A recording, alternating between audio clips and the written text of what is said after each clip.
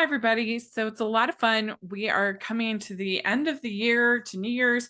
And so it's time to do a bunch of end of the year videos. And today we are talking about my worst of the year movies. I saw almost 200 feature films this year. I saw a lot more if you're including TV movies. And there's a lot of underwhelming films. I think I'm going to do a whole video on disappointing films versus just bad ones like that we had here. And it's just my opinion of what I thought was bad. And I did not see everything. I didn't see Craven the Hunter. I didn't see the Rebel Moon Part 2, which I know a lot of people have on their lists. I didn't see pretty much all the like bad horror movies that people, warned me against. So this is just my list and it's all in fun. And there's things I make that people think are bad, and this is just what I think some other people made that's bad. It's all good. We're fine. So let's do it. So number 12, I have It Ends With Us. I really disliked this movie. I really disliked the book, so it wasn't really made for me. Fair enough. But I just felt like all the men are this. This is a romance where basically all the men are scum. They're all not to be trusted. Her dad, her husband, the boyfriend is like the childhood boyfriend is like slightly better, but still kind of clingy and possessive. And so, the big thing is, oh, it ends with us, and so it's just her and her daughter against the world. And I don't really think that's that great of a message.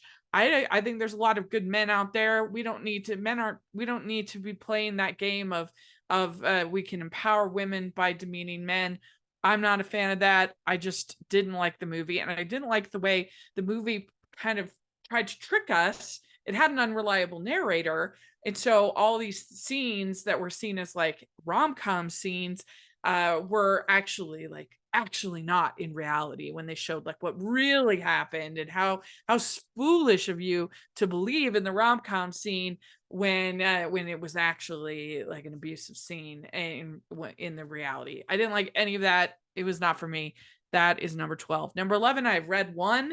This movie looked like trash, and the thing that was supposedly impressive about the movie was these action sequences, and they looked so bad that it just made the movie kind of boring.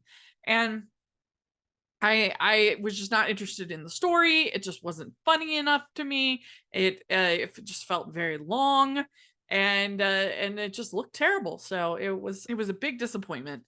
Okay, number 10, I have Wolves. What a disappointment this movie was with George Clooney and Brad Pitt. Talk about a nothing burger of a movie. No wonder it just basically went straight to Apple. This movie was so lame, exposition heavy. I didn't like the characters. I didn't care. It was such a nothing movie. And it had all the potential. It looked charming. It looked funny. And the script was not there at all, and it just felt like everybody collecting their paycheck and not caring to make this an actually entertaining film. Number 9, I have Ghostbusters Frozen Empire. Oh my gosh, what a slog this thing was. And by the end it was like, well, we just got to make everybody a Ghostbuster. Everybody has a proton pack. Everybody gets to be, it was just like, I just felt like it was slow, and I wasn't invested in the characters, and it wasn't funny, and I was just like, why did they make this movie? I really didn't care for it. Number 8, I have Back to Black. This, of course, is your Amy Winehouse biopic, but the whole movie was all focused on her relationship and not her music. And I I think there could be something interesting, I guess, in this relationship, but like I wanted to know about her music. Like what inspired her to write some of these iconic songs, and what was her, aside from just this drama of this relationship.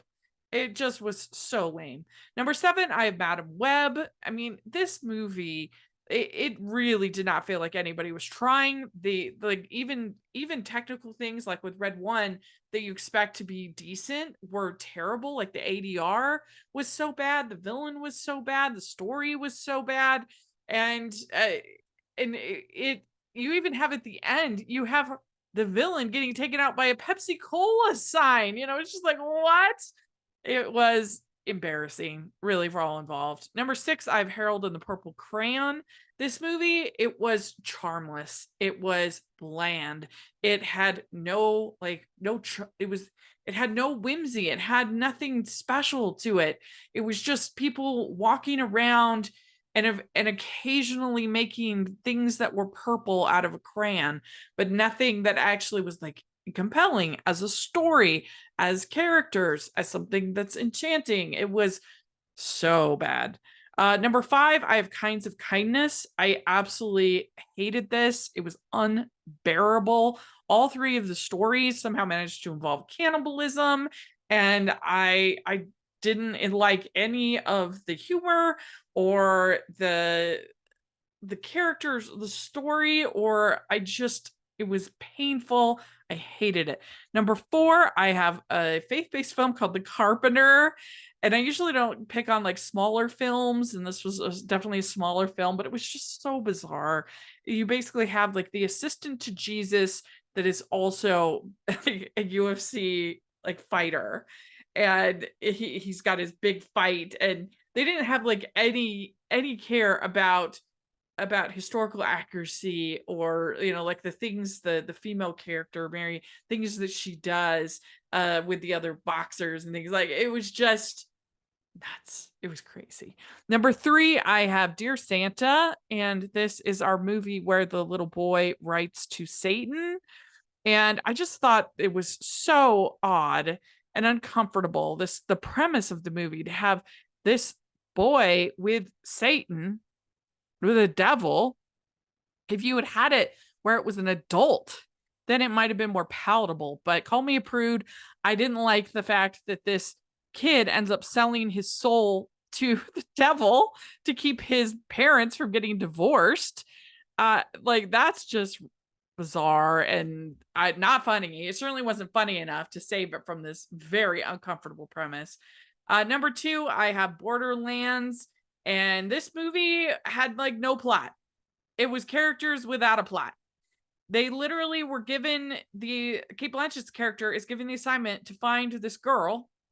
She's like a bounty hunter type, and they find her. Like, the next scene, they find her, and then it's just like them ambling around. It's like they made it up every day. It was bizarre.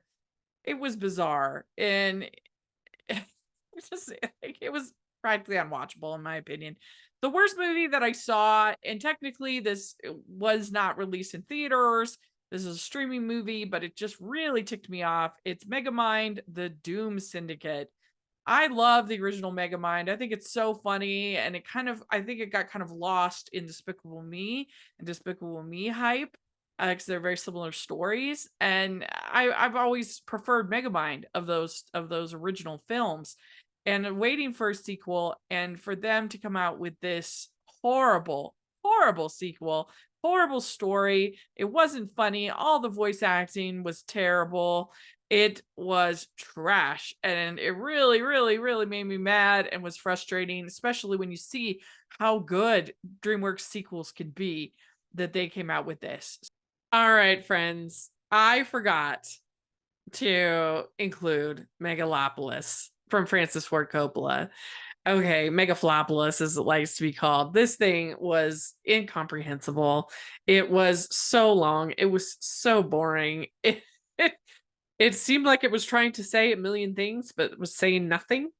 It was so full of its own self-importance, and yet so incomprehensible that it just was maddening, and it looked horrible. May I respect that he tried to, that he sold his winery to pay for it and everything like that, but maybe this should have just been kept as like a family project and not inflicted on all of us, because it was truly, truly epically terrible.